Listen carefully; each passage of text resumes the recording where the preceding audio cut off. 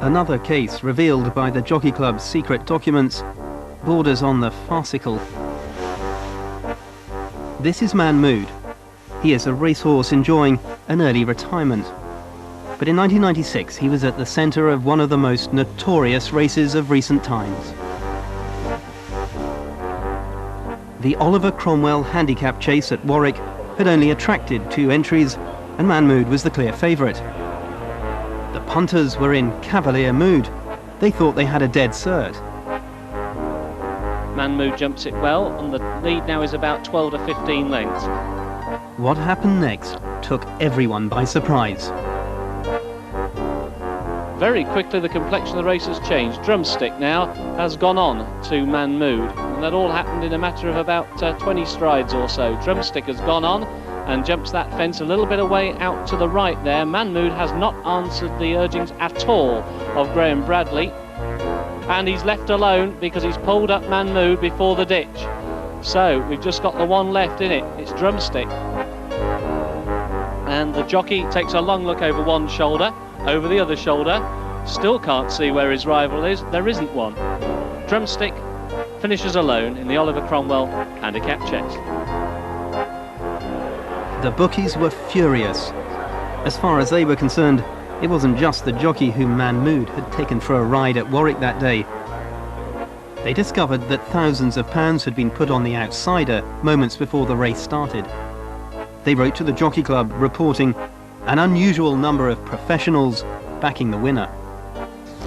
The chief betting officer at William Hill, Mick Norris, was one of those reporting highly unusual betting transactions.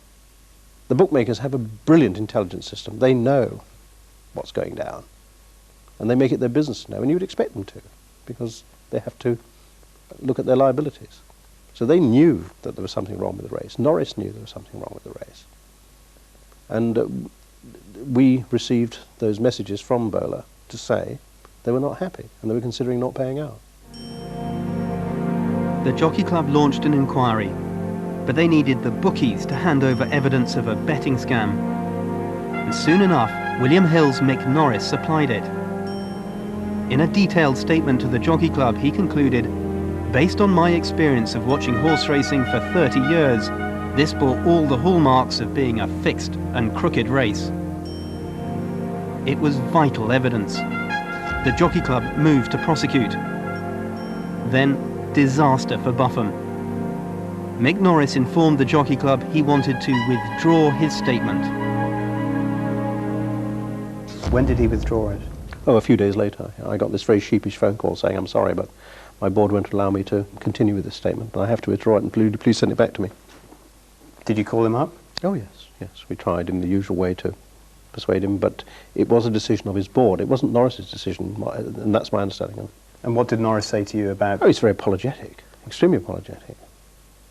But he wasn't prepared to go against the wishes of his board, quite understandably. So when the bookies withdrew that statement, you couldn't continue with the Absolutely not. case? We were absolutely dead in the water. And so the inquiry was abandoned, and Man Mood found a new owner. Without betting records, there was simply no evidence that the race had been fixed.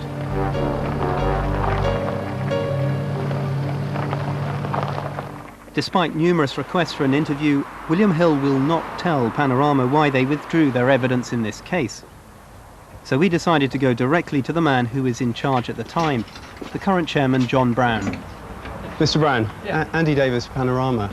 Yeah. I wanted to talk to you about William Hill's handling of the Man Mood case, if I may.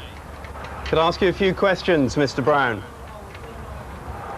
Moments later, Mr. Brown reconsidered the request. Could you explain, as chairman of the company, could you explain why the company didn't help the Jockey Club? Would you like to do an interview now? Would you step in the door? Would you like to do an interview now? Step in the door? Of course, I'll come in the door. Can we bring the camera? No camera. You step in the door. Can we bring the camera? You step in the door. You got your camera going now, have you? Yes, we have. Yeah, got the sound on, have you? We have. Yes. Good, yeah. Will you step in the door and I'll talk to you? Okay, can we bring the camera with No, us? step in the door and I'll talk to you. Aware we were still recording, Mr. Brown was asked about his company's lack of cooperation over the Man Mood case, but he had no recollection of it. Did William Hill withdraw a statement to the Jockey Club over the Man Mood case? Not to my knowledge, no. Were you chief executive of the company at the time? Yes.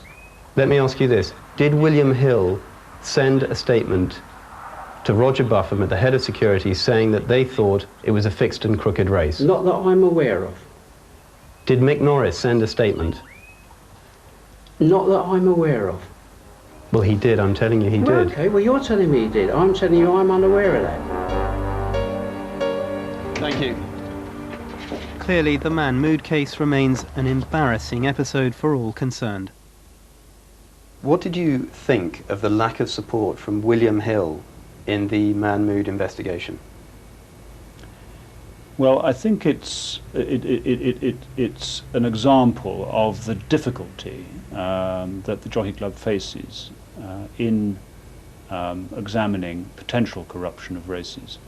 Our inability to get hold of betting information, and certainly the lack of betting information in a number of cases has prevented us from taking matters any further.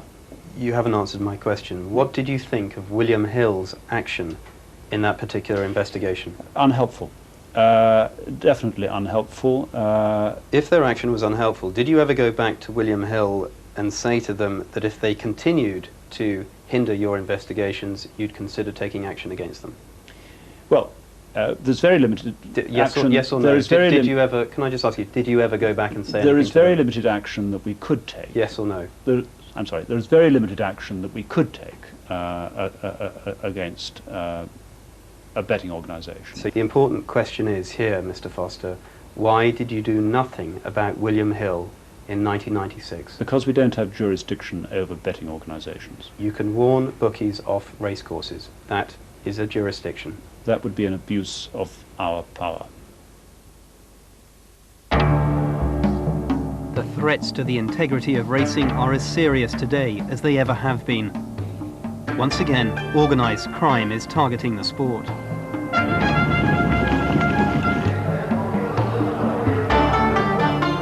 This is racing in Hong Kong. Until recently, it was a favourite location for some of Britain's best jockeys seeking rides in the winter season. But they're hard to spot these days. The once celebrated invasion of British jockeys has turned into an ignominious retreat.